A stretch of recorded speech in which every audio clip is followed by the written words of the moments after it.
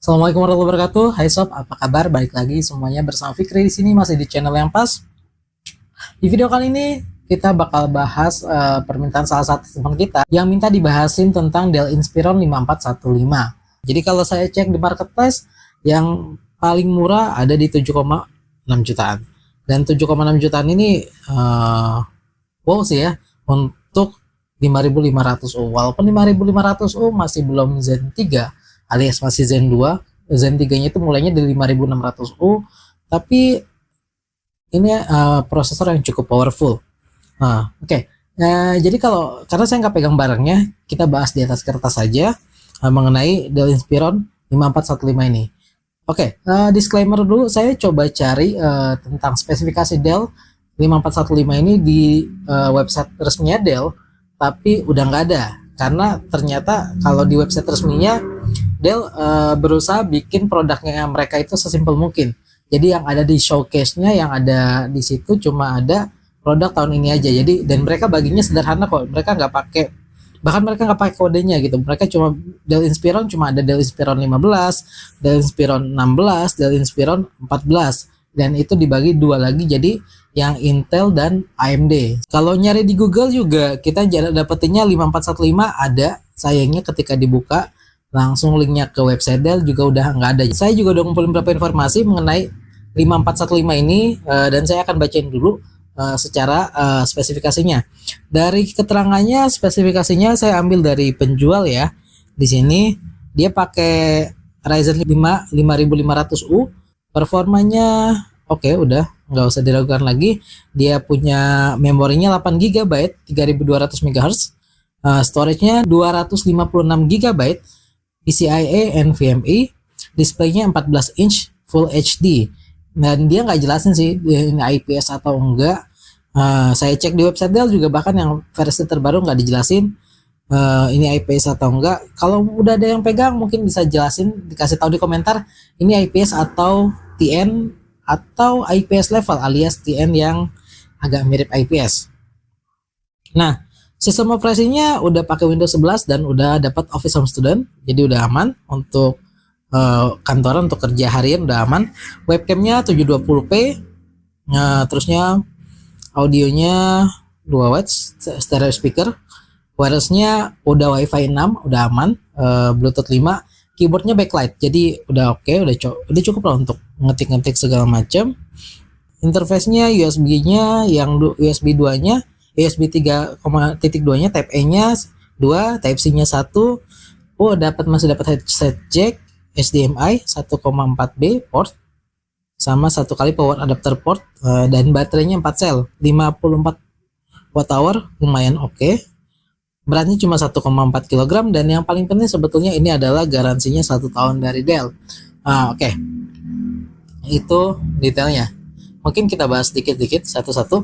Oke, untuk prosesor udah nggak perlu diragukan lagi karena ini pakai 5500U. Jadi sebetulnya untuk penggunaan harian, penggunaan standar, bahkan untuk kalau mau agak digeber dikit untuk desain atau untuk rendering, ini udah oke, karena memang 5500 adalah prosesor yang cukup kencang.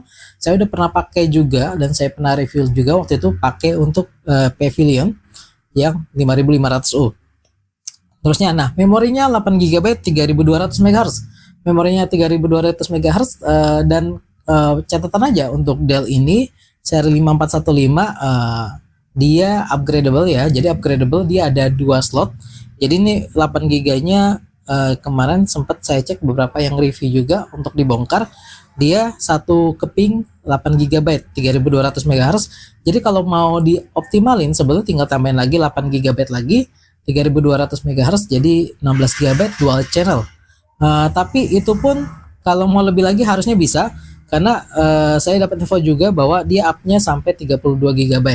Walaupun kalau dari prosesornya harusnya bisa sampai up 64 GB, tapi kalau dari yang saya cari-cari yang berani ngeklaim baru sampai 32 GB. Jadi kalau mau coba 64 GB harus dicoba dulu pasang satu keping 32 GB apakah terbaca atau enggak. Nah, terusnya storage-nya 256 GB, PCIe NVMe. Sayangnya memang kalau saya cek dia cuma ada satu slot. Jadi kalau kamu mau upgrade untuk storage-nya mau nggak mau kamu harus copot yang lamanya diganti dengan yang baru. Walaupun saya nggak tahu untuk yang seri ini gampang atau enggak gitu. Jadi mungkin catatan buat kamu yang mau ambil Dell, pertama untuk garansi Dell ini dia masuk yang agak ribet menurut saya, walaupun secara untuk klaimnya berdasarkan yang udah pernah pakai dari teman-teman saya, Dell adalah salah satu brand yang garansinya enak gitu. Jadi garansinya nggak susah, nggak banyak cincong, pokoknya selama masih masa garansi ayo kita urus. Tapi kalau saya sendiri pengalamannya, karena memang saya biasanya saya teknisi, saya sering ngoprek, saya sering harus upgrade, saya sering harus bongkar. Dell bukan brand yang teknisi friendly. Jadi Dell itu Dell, Axio, terusnya Axio sama Acer, MSI adalah pabrikan yang brand-brand yang kurang friendly untuk teknisi. Jadi kalau kita mau upgrade barang mereka, kita harus bawa ke service centernya. Kalau enggak, kita biasanya ancamannya adalah garansinya hangus. Jadi Dell, MSI, Axio, Acer adalah diantara sekian brand yang memang agak ribet untuk upgrade-nya, walaupun sebetulnya ngupgrade-nya nggak susah. Tapi untuk upgrade dan tetap memastikan bahwa garansinya intact, garansinya tetap berlaku, ini yang agak PR gitu. Dan saya udah berapa kali hubungin Dell juga, kayaknya mereka nggak terima. Mereka maunya silakan bawa ke service centernya, nanti kita pasangin. Cuma kayaknya kalau masangin di sana harus pakai misal nambah RAM-nya brand mereka lah ya. Berarti kan harganya bakal lebih mahal. Oh ya, balik lagi tadi ke bagian upgrade-nya. Jadi kalau upgrade untuk misal mau upgrade NVMe-nya ke NVMe yang baru, ini juga mungkin harus dipikirin kalau memang enggak langsung ke Dell-nya, karena saya pernah upgrade Dell dan dia masuk pabrikan yang ngunci.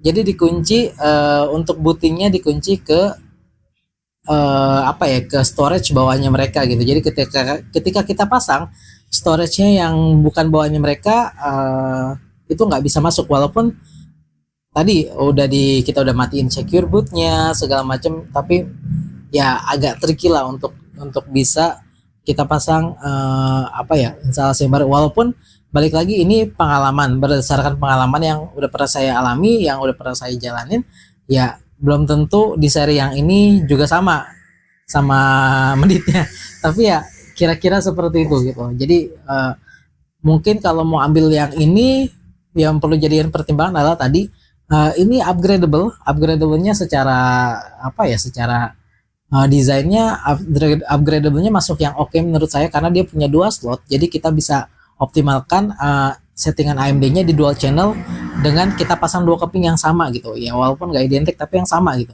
yang sama secara kecepatan, kapasitas. Berarti kan kita bisa optimalkan di sisi performanya. Tapi catatannya adalah Dell bukan brand yang user friendly atau teknisi friendly untuk urusan kayak gini. Biasanya mereka agak repot, terutama untuk area garansiannya. Jadi mungkin itu bisa dijadikan pertimbangan. Oke, kesimpulannya apa? Kesimpulannya Dell 5415 ini adalah satu produk yang sangat oke, apalagi kalau kamu bisa dapetin barangnya di harga yang tadi 7 jutaan aja. Ya 7 jutaan, deket-deket 8 juta lah, dengan merek Dell. Build quality-nya biasanya Dell itu cukup bagus. Terusnya dia tampilannya oke, tampilannya elegan, backlight secara fitur-fitur udah cukup oke, Full HD juga, dan tadi opsi upgradable-nya juga oke juga, mungkin dengan beberapa catatannya. So kalau emang ada dan kamu punya dananya, why not gitu kan. So itu dulu bahasan saya tentang Dell Inspiron 5415. Mudah-mudahan info yang saya kasih manfaat dan bisa dijadikan referensi. Saya Fikri undur diri. Assalamualaikum warahmatullahi wabarakatuh.